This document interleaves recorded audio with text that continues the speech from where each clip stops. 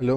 हाँ, है ना, उसी से कंटिन्यू करते हैं। बिंदु ए और बी के बीच में तुल्य धारिता निकालनी है, तो आप एग्जांपल लिखो, बिंदु ए और बी के बीच तुल्य धारिता ज्ञात करो।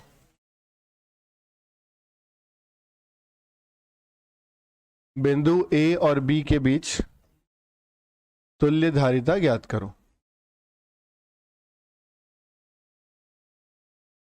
बिंदु ए और बी के बीच तुल्य धारिता ज्ञात करो।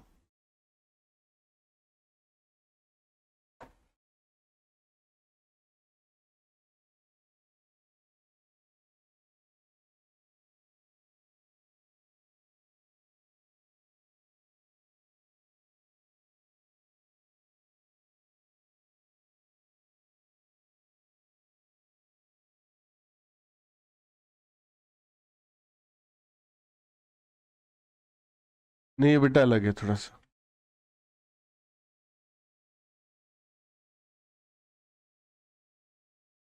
ये थोड़ी कराया था अपन ने। हाँ, तो ये ऐसे समझो कि अपने पास एक तरह से एक लैडर है, सीढ़ी जैसी है, जिसके अंदर एक ही चीज बार बार रिपीट हो रही है। ठीक है, क्या चीज रिपीट हो रही है? 3 2 3 2 3 2, ऐसे करते करते 3 2 तक जा रहा है। क्या बात समझ में आती है? इसको कैसे हैंडल करना है? ये अनंत तक जा रहा है, इन्फिनिटी तक। ठीक, तो इसका सिंपल तरीका बता रहा हूं मैं। जैसे ये पहला पार्ट है, सिंपल तरीका क्या होता है कि आप जो चीज रिपीट हो रही है ना, उसको लिखो पहले। ऑल्दो इस तरह का सवाल कोई 10 साल हो गए अभी तक नहीं आया, बहुत पहले कभी क्लासेस में कराते थे। ठीक है, तो मैं बता दे रहा हूं कैसे अप्रोच करना है कि जो चीज रिपीट हो रही है ना बार बार, उसको लिख दो, और फिर उसके साथ जो कुछ बच गया उसको क्या मान लो? एक्स। इतना समझ में आया? मतलब मैंने एक तरीके से क्या किया, ये जो अनंत -1 था, इसकी तुल्य धारिता कितनी मान ली? एक्स। बोले ठीक है, तो ये जो अनंत -1 बचा, इसकी तुल्य धारिता आ गई अपनी एक्स। अच्छा, इस पूरे को अब आप इक्वल कर दो किसके? एक्स के। बोले सर ऐसा क्यों? ऐसा इसलिए कि तुम अनंत में यदि एक जोड़ दोगे तो ये पूरा पूरा आ जाएगा क्या? और अनंत में एक जोड़ोगे तो भी तो अनंत ही तो आएगा। तो अनंत -1 का अगर एक्स है तो पूरे का भी क्या होगा? एक्स। समझे बात को? तो इसलिए सिंपल अप्रोच क्या है, जो रिपीट हो रही है उसको बनाओ, उसके बाद क्या बनाओ? एक्स, और इन सब की तुल्य धारिता भी क्या मान लो? एक्स। अब अगर ध्यान से देखेंगे तो ये दो किसके अंदर दिखाई दे रहे अपने को? समांतर। फिर ये इसके साथ किस में आएगा? श्रेणी। तो तुल्य धारिता श्रेणी का C1 इंटू C2 की जगह क्या 2 + x लिख दो। अब तो पता चल गई ये बात। डिवाइडेड बाय C1 + C2 मतलब 3 + 2 + x। बिल्कुल करेक्ट, 3 + 2 + x, और ये पूरा किसके बराबर है? खुद भी x। इससे क्वाड्रेटिक बनेगी, उसको सॉल्व करेंगे तो क्या x का मान आ जाएगा अपने पास। बस इस तरीके से समझ गए बात को? तो कितनी भी लैडर हो, कोई भी लैडर हो, कभी भी अगर ऐसा दे रखा है कि अनंत तक रिपीटेशन चल रहा है, तो आप जो रिपीट हो रहा है वो उठाओ, उसके आगे x लिखो और उसकी तुल्य धारिता भी x मान लो। समझ गए बात को? कोई डाउट? इसको कॉपी करो, मैं 2 और पार्ट लिख रहा हूं, वो भी मैं ही बताऊंगा, वो भी ध्यान रखना। ऑल्दो वो भी आउटडेटेड क्वेश्चन ही है, बट लिख लेते हैं एक बार के लिए अगर इनकेस आते हैं तो। बेटा ये पहला वाला लिख लिया सबने? ठीक है, अगला दो कॉम्बिनेशन देखो जरा ना, वो भी बहुत बेसिक सी चीज है, एक बार सुन लेते हैं। जैसे मान लो हमें कभी एक साथ कई सारी प्लेटें दे दी गई, ठीक है, और उन प्लेटों में बोला गया कि भाई 1 2 3 4 5 6 7, अभी के लिए 7 प्लेट दी, हो सकता है अपने को 8 दे दे, हो सकता है 5 दे दे, हो सकता है n दे दे। थोड़ा ध्यान से देखेंगे तो पहले वाले को प्लस से जोड़ा गया धनात्मक, दूसरे वाले को नेगेटिव से ऋणात्मक। ये प्लस आएगा तो यहाँ प्रेरित हो जाएगा माइनस, इधर माइनस तो इधर प्रेरित होगा प्लस। बेटा इधर ध्यान दो, तो plus minus plus minus plus minus के संयोजन बनेंगे। कोई दिक्कत? एक तरीके से देखोगे तो 1 1 2 3 4 5 और 6, क्या 6 संधारित्र बन जाएंगे? और प्लेट कितनी है? 1 2 3 4 5 6 7, 7 प्लेट तो 6 संधारित्र, 5 प्लेट होते तो 4 संधारित्र, n प्लेट होती तो n-1 संधारित्र। समझते हो बात को? इस हिसाब से अगर देखें तो क्या ये एक के बाद एक के बाद एक लगे हुए हैं?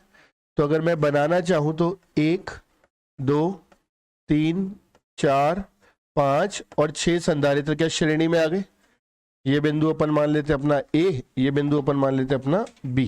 तो इस हिसाब से सी तुल्य अगर 6 श्रेणी में है तो कितना आ जाएगा, c/6, c/n आता है। c की जगह क्या, अगर ये पैरेलल प्लेट है तो f0a/d, और साथ में कितना आ जाएगा 6। कोई दिक्कत? इसी की तरह मान लो अपन ने ऐसा किया, मैं प्लेटों का नंबर दे देता हूं पहले। प्लेट का नंबर 1, सॉरी, प्लेट का नंबर 1, प्लेट का नंबर 2, 3, 4, 5, 6, 7। तो अगर आप ध्यान से देखोगे तो पहली, तीसरी, पांचवी और सातवीं ये तो प्लस से जुड़ी हुई है, और दूसरी, चौथी और छठी माइनस से। यानी कि पहली, फिर उसको एक छोड़ के एक, फिर एक छोड़ के एक, फिर एक छोड़ के एक, ऑल्टरनेट, वो सब तो एक से जोड़ दी और बची हुई एक से जोड़ दी। यदि ऐसा होगा तो ये भी कितने समांतर अपने पास वो बनाएगा संधारित्र। यहां भी देखेंगे तो अपने पास 1, 2, 3, 4, 5, 6। अगर आप विभव देखोगे तो 1, 2, 3, 4, 5, 6, सही तो है। 5 को मैंने 2 बार जोड़ दिया, अच्छा मैं करेक्ट कर देता हूँ, हाँ ठीक है, ये लो, छठा भी रह गया, हाँ अभी जोड़ देता हूँ। एक फोर्थ इससे जुड़ जाएगा, 6th इससे जोड़ दो, दूसरा जोड़ दिया और चौथा जोड़ दिया, ठीक है, और 7 हट जाएगा, बिल्कुल हट जाएगा, ठीक है ऐसे। तो दूसरा, चौथा, छठा एक से, ये नेगेटिव वाले से,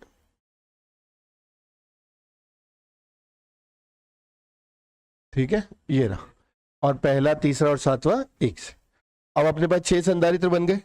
अगर अपन विभव देखें, ध्यान से सुनना, मान लो ये V1 होता तो ये प्लेट V1 की, ये V1 की, और ये V1 की, और ये V1 की, और ये V2 होता तो ये V2, V2, V2। अब आप सबका विभांतर देखो, V1 - V2, V1 - V2, V1 - V2, V1 - V2 समान आ रहा है, समान विभांतर है, मतलब ये सब किसमें होंगे, समांतर। तो यहां पर अगर अपन देखेंगे तो हमें ऐसा कुछ दिखाई देगा कि हमारे पास 6 संधारित्र हैं, 1, 2, 3, 4, 5, 6, जो सारे के सारे किसके अंदर है, समांतर। तो यहां से C तुल्य कितना आ जाएगा, NC, यानी 6 f0a/d। क्या बात समझ में आती है? ये दोनों कॉपी कर लो, ठीक है, डन। चलो बेटा आगे सवाल लिखो। अब देखो, दिए गए, किसी के लिए भी नहीं रुकना, दिए गए संधारित्रों, दिए गए संधारित्रों पर आवेश ज्ञात करो। दिए गए संधारित्रों पर आवेश ज्ञात करो। दिए गए संधारित्रों पर आवेश ज्ञात करो। शुरू करो। देखो मैं एग्जाम्पल्स लिख रहा हूं, है ना, आप एक एक करके ट्राई कर लो, फिर डिस्कस करते हैं। तो अलग अलग पैटर्न के सीरीज पैरेलल का जो सिखाया था सिंपल वही इस्तेमाल करना है, उसके बेसिस पे ही क्वेश्चन करना, अलग से कुछ स्पेशल करने की जरूरत नहीं है, ठीक है। पहला वाला दे रखा है आपको, ट्राई करो। ये 4 सवाल दिए हैं, एक बार इनको ट्राई कर लो, फिर इनके बाद आगे बढ़ते हैं। चलो देखो एक बार, है ना बेटा, ध्यान से सुनना। देखो इसको कैसे अप्रोच करेंगे एक बार समझ लो। जैसे हमारे पास 2 कैपेसिटर हैं, ये साइन तो भू संपर्कित करने का मतलब 0 वोल्ट। एक तरह से 2 संधारित्र हैं और दोनों के बीच विभवांतर कितना है, 100 मतलब 1000 - 0, 1000 वोल्ट का। ये बात समझ में आती है? ध्यान से सुनना, इसमें कुछ कुछ एडिशनल पॉइंट भी बताऊंगा। इधर ध्यान दो बेटा, बस सब लोग अच्छे से।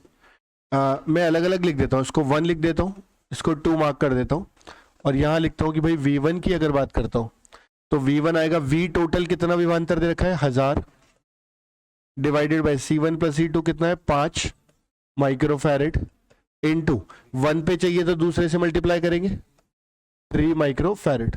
यहाँ से क्या 600 आ जाएगा, 600 वोल्ट। यानी कि यहां से अगर मैं V1 की बात करता हूं तो V1 मेरे को कितना आ जाएगा 600। एक सेकेंड,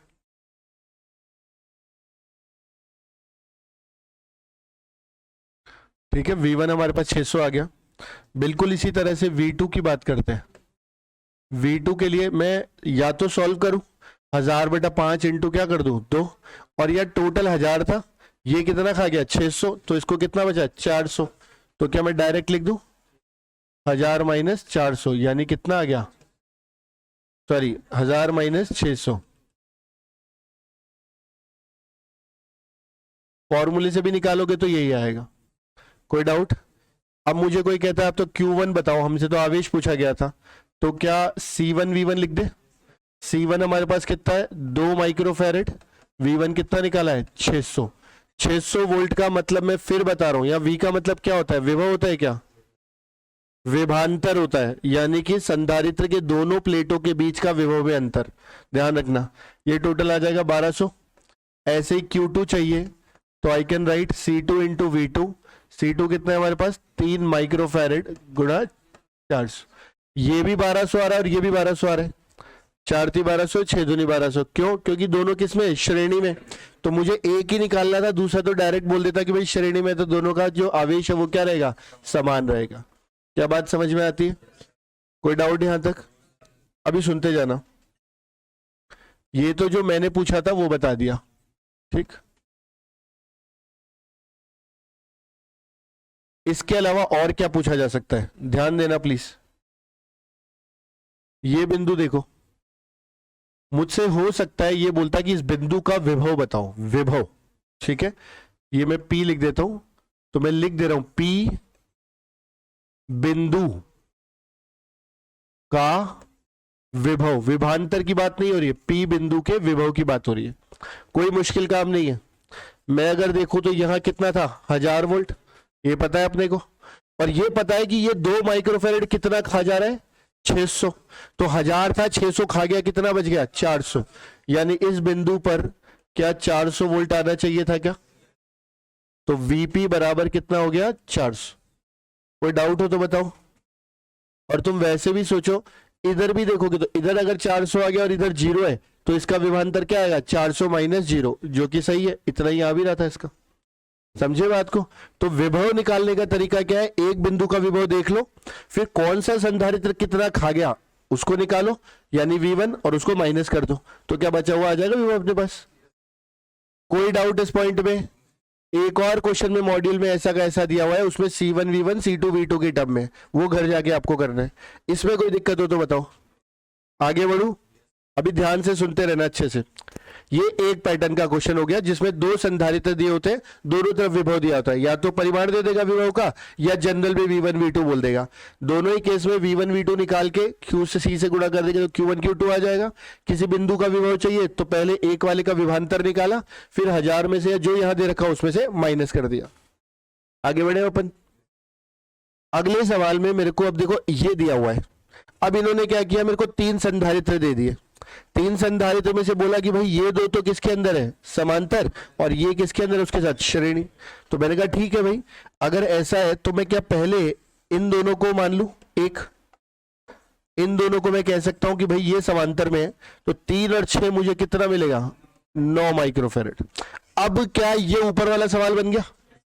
बैटरी के लिए मैंने आपको बताया था जो छोटा वाला है उसको 0 वोल्ट मान सकते हो, जो बड़ा वाला है उसको 12 वोल्ट। ये प्लेन तार में क्या विभव में अंतर आता है, नहीं। 0 वोल्ट में आएगा, नहीं। सॉरी, क्या कोई डाउट यहां तक? श्योर, आगे बढ़े, पक्का। अब देखो यहां से ये 12 0 0 12, ठीक। अब इसके बाद देखो अपने को क्या करना होगा, ये 9 ये 4.5, एक तरफ 12 एक तरफ 0, तो एक तरीके से मेरे पास 2 संधारित्र श्रेणी में हो गए और कुल विभांतर कितना हो गया 12। मैं किसी एक का निकाल लेता हूं, ऐसा करता हूं 9 वाले का निकाल लेते हैं, ठीक। बेटा ध्यान देना, कुल विभांतर कितना है 12 डिवाइडेड बाय 4.5 और 9 कितना आ जाएगा 13.5 इंटू, इसमें चाहिए तो दूसरे से गुणा, दूसरा कितना है पहले देखो कोई दिक्कत किसी को भी? भाई कुल विभवांतर 12 माइनस 0। आप ऐसा कर सकते हो एक तरह से, रुको एक मिनट,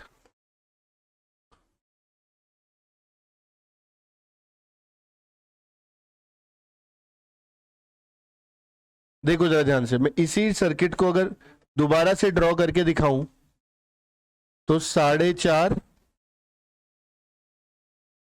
और 9, और ये जुड़े हुए हैं किस पे? 12 और 0। ये ऐसा ही तो बना। तो ये दो श्रेणी बन गए ना जो अभी अपन ने किए थे। तो कुल विभवांतर 12 माइनस 0 ये रहा, कुल प्रतिरोध 4.5 और 9 13.5, और अपने को 9 पे चाहिए था तो दूसरे वाले 4.5 से गुणा कर दिया। अभी समझ में आ गया?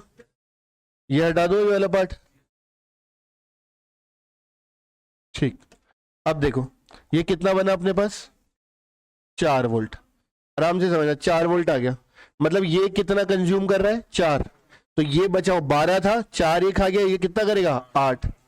कोई दिक्कत? अपने को चाहिए था सबसे पहले, ये V1 है अपना। V1 क्या, इसको तो विभव बोल देते हैं अपन। फिर से नाम दे देते हैं, मैं नाम कर रहा हूं, इसको बोला 1, इसको बोला 2, इसको बोला 3। इसका विभव जो आएगा V1, ये मेरे पास कितना आ गया? 8 वोल्ट। क्यों? V2 अपने पास ये वाला 4 वोल्ट खाया है, कुल कितना था अपने पास? 12, तो ये 4 चला गया तो क्या बच गया? 8। अच्छा, क्या मैं लिख सकता हूं, ये भी हटाता हूं, ये तो 4 वोल्ट जो अच्छा निकाला था वही लिख देते हैं। सुनना ध्यान से, क्या मैं लिख सकता हूं V2 बराबर V3 बराबर 4? कैसे लिखा बताओ ये? क्योंकि ये दोनों समांतर में थे, और समांतर का जो तुल्य 9 आया था, ये जो 9 आया था ये क्या आया था? ये इन समांतर का तुल्य आया था। तुल्य का भी क्या विभवांतर समान होता है? समांतर क्रम में जब भी संधारित्र को जोड़ोगे तो हर संधारित्र और उसका जो तुल्य धारिता बनेगी उसका सबका विभव क्या होगा? समान। तो तुल्य वाले का विभव कितना आ गया था? 4। तो इसका मतलब इन दोनों का भी क्या आया? 4। तो V2 बराबर V3 बराबर 4 आ गया, और V1 बराबर हमारे पास कितना आ गया? 8। यहां तक कोई दिक्कत हो तो बताओ। इतना आने के बाद अगर कोई मुझसे पूछता है Q2 बताओ, तो Q2 के लिए क्या C2 V2 लगाएंगे? C2 का मान कितना है हमारे पास? 3। तो 3 इंटू 8 माइक्रो कूलम। क्यों? क्योंकि माइक्रो फैरेड है। हाँ सॉरी 4, 3 इंटू 4 माइक्रो कूलम। समझते हो बेटा? ऐसे ही अगर मैं बात करता हूं Q3, तो Q3 का मतलब हो जाएगा C3 V3। C3 कितना है हमारे पास? 6, तो 6 इंटू 4 माइक्रो कूलम। और Q1 पूछेगा तो C1 V1। C1 हमारे पास कितना था? 4.5 इंटू 8 माइक्रो कूलम। क्या बात समझ में आती है बेटा? कोई डाउट? पक्का क्लियर है? तो इस तरह से अपन चाहे तो चारों का विभव, तीनों का विभवांतर और तीनों का आवेश निकाल सकते हैं। और इसमें अपन ने कोई अलग से किरचॉफ का नियम नहीं लगाया, कोई कॉम्प्लिकेशन नहीं लगाया, सिंपल श्रेणी और समांतर क्रम का उपयोग किया अपन ने। बस ये था कि अपन ने थोड़ा टुकड़ों में किया। पहले देखा कि अच्छा ये दो समांतर क्रम में है, तुल्य निकालो। फिर तुल्य निकालने के बाद अच्छा क्योंकि ये दो श्रेणी बन गए तो इनका विभवांतर निकाल लो। एक का विभव आ गया, 12 में से माइनस किया, दूसरे का विभव आ गया। जैसे ही तीनों का विभव आया, भाई इसका तो आ गया था 8, इसका 4 है तुल्य का, तो अलग अलग का भी क्या आएगा? 4 और 4। एक बार तीनों का विभव अपने पास आ गया, अब अपन तीनों का आवेश निकाल सकते हैं Q बराबर C गुणा V करके। कोई डाउट इसमें? कोई बोले कि आप इस बिंदु का विभव बता दो, मान लो क्वेश्चन आ जाए ये जो बिंदु है इसका विभव बताओ। क्या? 4। मैं बोलूंगा कि भाई यहाँ क्या था? 12, ये कितना खा रहा है? 8, तो 12 में से 8 गया तो क्या बच गया? 4। ऐसे पता लगा सकते हैं। कोई दिक्कत? आसान है अभी तक तो? ठीक है, तो आप एक काम करो, मेरे हिसाब से ये दो कॉपी कर लो और अब ये दोनों ट्राई करना जिनसे नहीं हुए थे। ठीक है, तो हल्का फुल्का कोशिश करके देखो बेटा। चलो देखिए, अब अगले दो सवाल देखो जरा ना, समझना अच्छे से। मेरे हिसाब से तीसरा तो बहुत ज्यादा आसान है। इसमें तो सीधे सीधे कह रहा है कि तीनों के किसके अंदर है? समांतर। अब अगर सॉरी श्रेणी में, तीनों अगर श्रेणी में है तो क्या, अगर इसको 1 कहते हैं, इसको 2 और इसको 3, तो क्या हम सीधे सीधे ऐसे कहते हैं Q1 बराबर Q2 बराबर Q3 बराबर C तुल्य इंटू कितना V, क्योंकि जो तीनों का तुल्य धारिता आएगी उस पे जो आवेश आएगा वो इन पे आएगा, श्रेणी का तो यही रूल है। तो यहां से सीधे सीधे C तुल्य निकाल लिया क्या, 1/2 प्लस 1/3 प्लस 1/6 कितना आ रहा है 1। तो 1 माइक्रोफैरेड और आवेश ये कितना है 10, तो क्या 10 माइक्रोकूलम आ जाएगा सब पे। ठीक, अगला वाला देखो जरा, इसको ध्यान से देखना, इसमें श्रेणी समांतर दोनों मिला दिए गए, एक तरह से तो इस जैसा ही है, करेक्ट। फिर भी एक बार देख लेते हैं, जैसे ये 8 वोल्ट है, 8 0 8 0, यहां तक कोई दिक्कत, बढ़ू आगे, इसको बोलता हूं 1 2 3 4, सही है। अच्छा, इनके अलावा ये दोनों समांतर, 3 और 2 5, सही है। अब अगर विभवांतर निकालें तो ध्यान से देखना, क्या सीधे से पहले तो V1 को लिख दूं कि भाई V1 तो कितना आ गया अपने पास 8 वोल्ट, सही है। V1 ये वाला, तो ये तो पूरा 8 आ गया। तो V2 की बात करते हैं, V2 क्यों, पहले V3 देखते हैं। V3 बराबर V4 बराबर, इन दोनों का बराबर आएगा, और जो बराबर आएगा वो कितना आएगा, जो तुल्य का आएगा। क्या जैसे तुल्य का, तो 5 और 5 क्या 2 श्रेणी में है क्या, या तो फॉर्मूला लगाऊंगा तो क्या लगाऊं 8/5 + 5 इंटू दूसरे का 5, या सिमेट्री दिख रही है ना, दोनों एक समान ही तो है, तो आधा आधा खा जाएंगे। तो 8 वोल्ट दोनों मिलके ले रहे हैं और दोनों 5/5 है, तो 4 वोल्ट खाएगा। तो V3 बराबर V4 बराबर कितना आ गया 4 वोल्ट। अच्छा, यही अपना V2 का भी आ गया क्या, 8 में से 4 चला गया तो 4 वोल्ट, सबका विभव आ गया। विभव आते ही अगर अपने को आवेश चाहिए Q1 का, तो C1 अपने पास कितना है 4 इंटू 8 माइक्रोकूलम, Q3 का कितना आ जाएगा 2 into 4 microcoulomb, Q4 3 into 4 microcoulomb.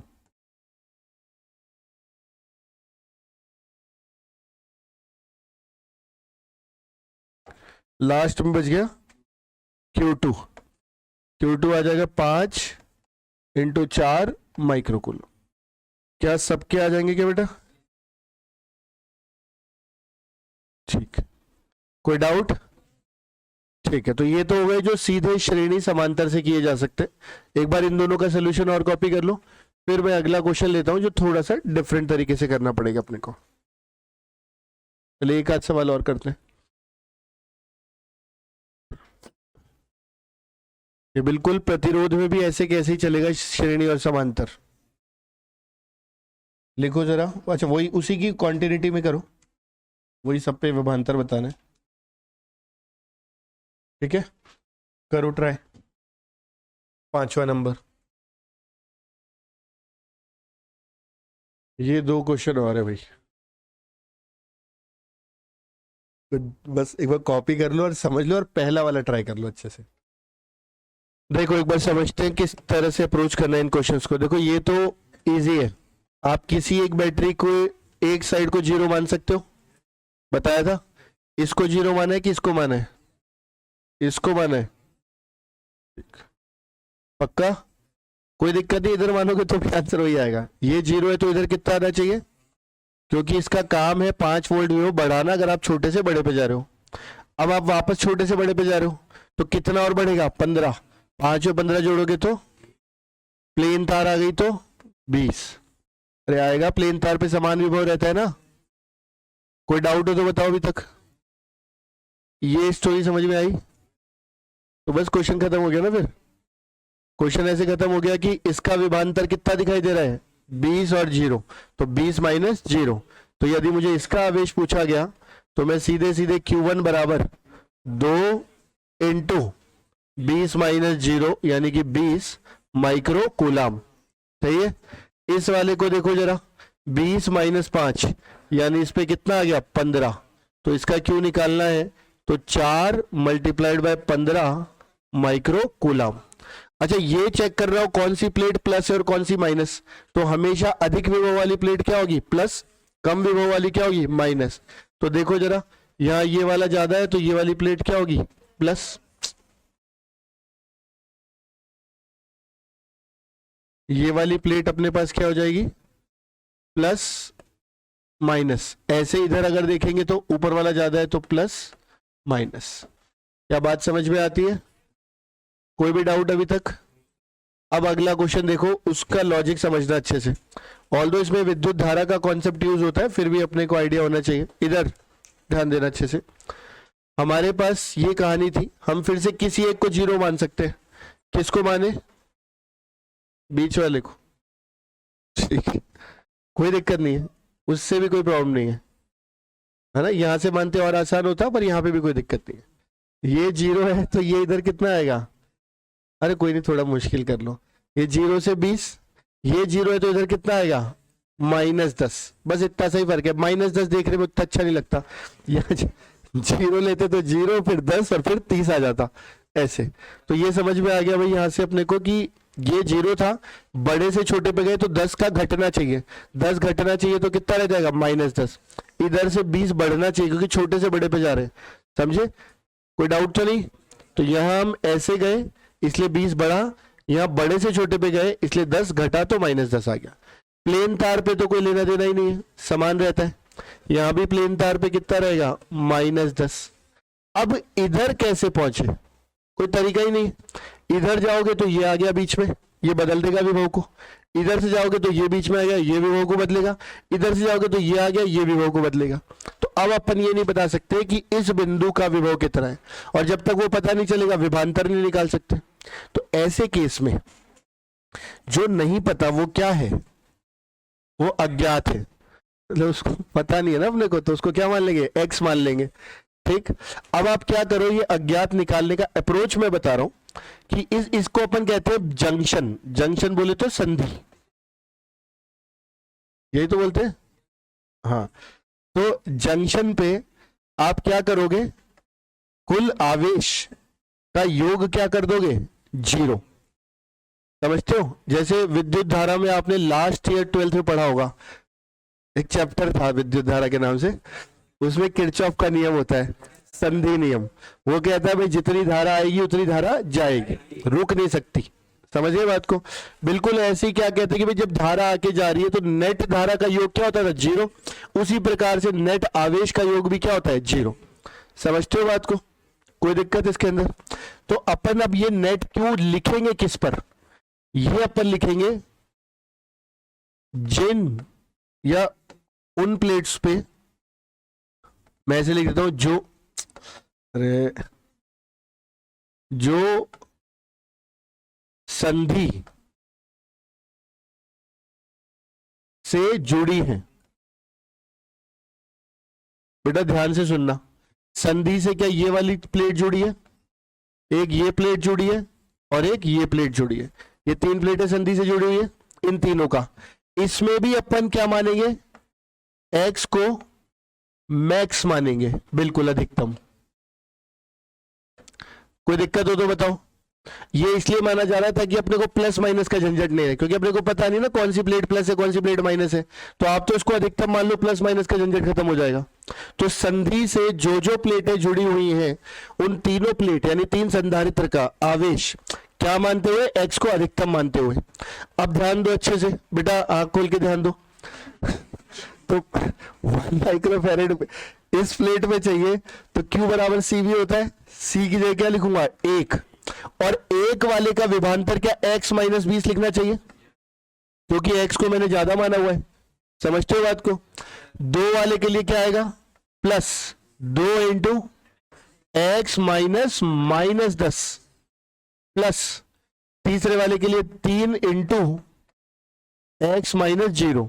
ये पूरा क्या कर दो? 0। क्या बात समझ में आती है? ठीक है, अब इससे अपन आराम से x की वैल्यू निकाल सकते हैं। तो देखो x कितना आ जाएगा? x और 2x 3x, 3x और 3x 6x। एक तरफ -20 माइनस प्लस 20, ये तो 0 ही हो गया। तो x बराबर क्या आ गया? 0। बिल्कुल आ सकता है, कोई बड़ी बात नहीं।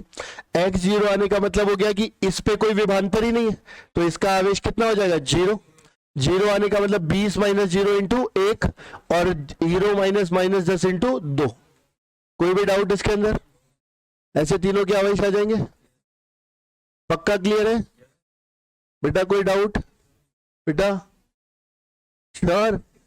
भाई अपन को क्या करना है, संधि देखनी है जहां पे अज्ञात विभव है, फिर उस संधि से जो तीन संधारित्र जुड़े हुए हैं अपने को उन तीनों का योग निकालना है आवेश का, और उसको जीरो कर देना है। इस वक्त ये ध्यान रखते हुए चलना है कि इसके विभव को अधिकतम मानेंगे, इसलिए अपन ने x माइनस 20 लिखा है, देखो यहां पर, इसलिए अपन ने x माइनस माइनस 10 लिखा है यहां पर, x माइनस 0 लिखा है यहां पर, समझे? फिर तीनों का C1 V1 C2 यानी 2 इंटू ये विभांतर और C3 इंटू ये विभांतर, तीनों को जीरो कर दो, यहां से अपने को x का मान आ जाएगा।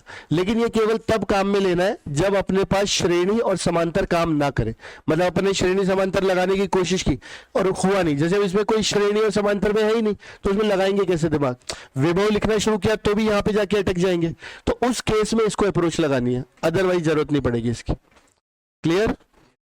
आप दोनों का सोल्यूशन लिख लो इसमें।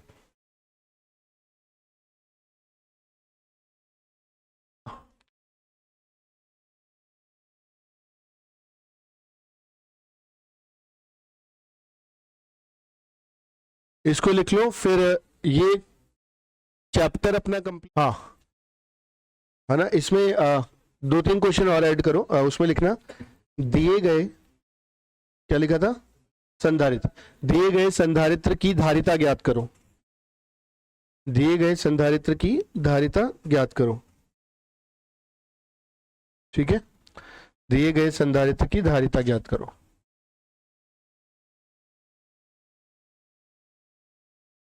इसमें अपन क्या करें, नॉर्मल 2 संधारित्र ले रहे हैं समांतर प्लेट वाले, और उनके अंदर अलग अलग परावैद्युत माध्यम फिल करेंगे, तो उस हिसाब से क्वेश्चन दे रहा हूं।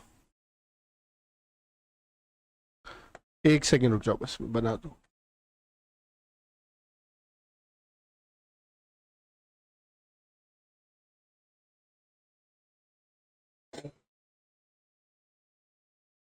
ठीक है, देखो ध्यान देना बेटा ना, सुनना प्लीज।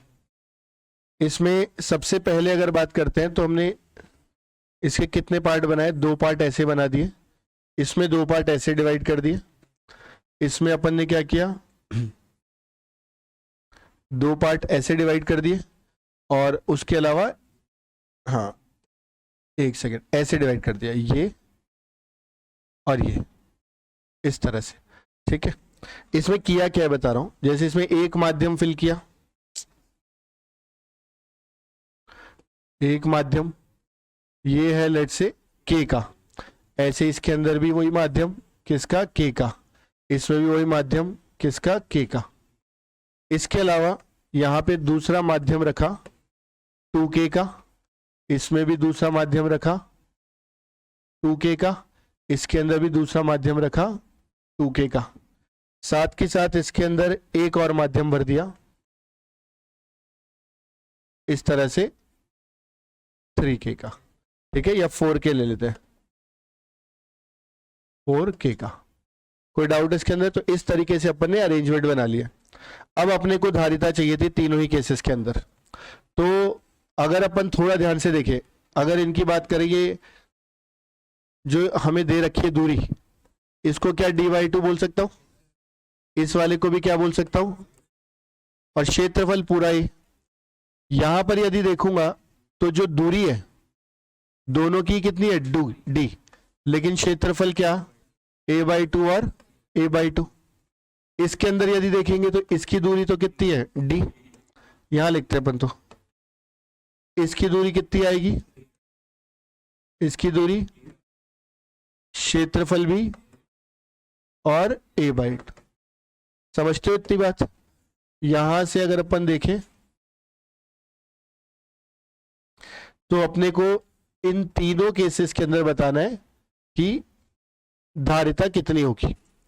अगर अपन थोड़ा लॉजिक यूज करें, इधर ध्यान देना, तो एक प्लेट, उसके बाद दूसरी, उसके बाद तीसरी, और एक ही धारा जाएगी दोनों में, तो एक तरीके से क्या मैं ये बोल सकता हूं कि ये जो है ये इस तरीके से क्या 2 संधारित्र बन जाएंगे क्या?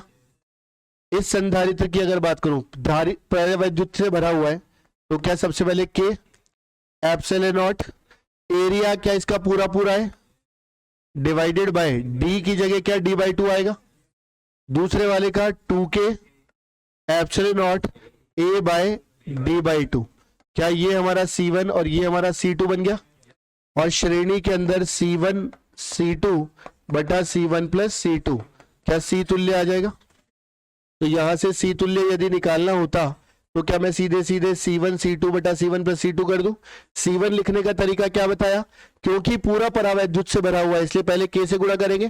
एप्सिलॉन नॉट क्षेत्रफल पूरी प्लेट का कितना A, लेकिन चौड़ाई इसकी यदि देखेंगे तो कितनी रह रही है D बाई टू। ऐसे दूसरे वाले में K की जगह 2K आ गया। क्या सही है। बिल्कुल इसी तरीके से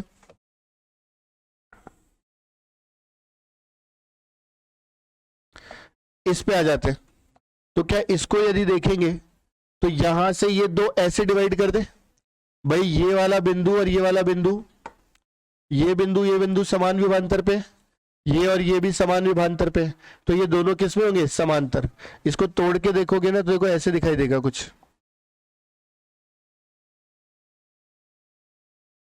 क्या ये ऐसा नहीं बन जाएगा, यहां से एक तार आई फिर 2 में बटा फिर मिक्स होके वापस एक तार आई, ऐसे ही तो बनेगा। अरे कोई डाउट।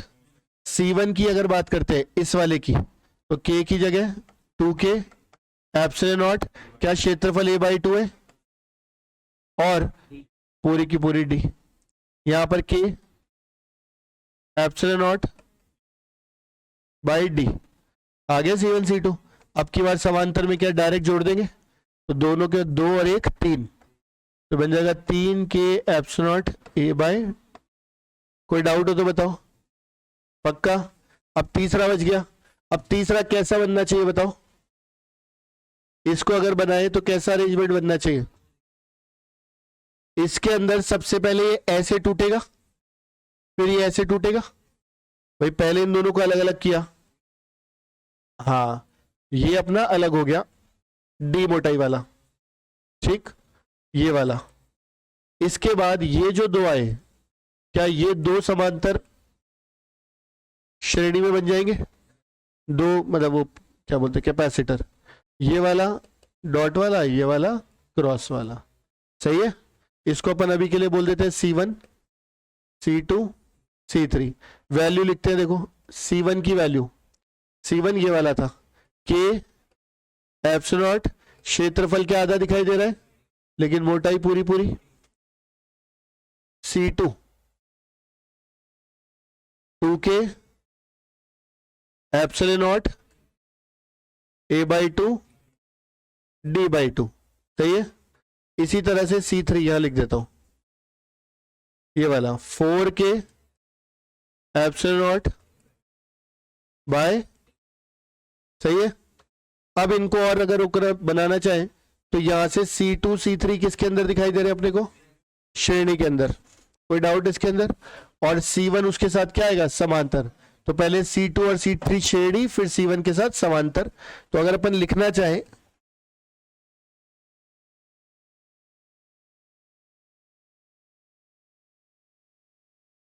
देखो यहां लिख के बता रहा हूं, तो अपन इसको लिख सकते हैं C तुल्य बराबर C1 प्लस ये इसके साथ समांतर में, और इन दोनों का क्या लिख दूंगा C2 C3 बटा, क्या सही है क्या, कोई भी डाउट। ठीक, तो समझ में आ गया कि अगर संधारित्र भरे होंगे तो सवालों को कैसे करना है।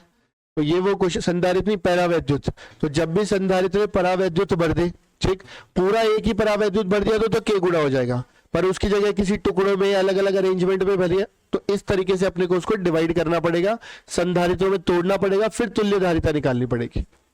समझते हो, कॉपी कर लो एक बार के लिए पूरा, ठीक है।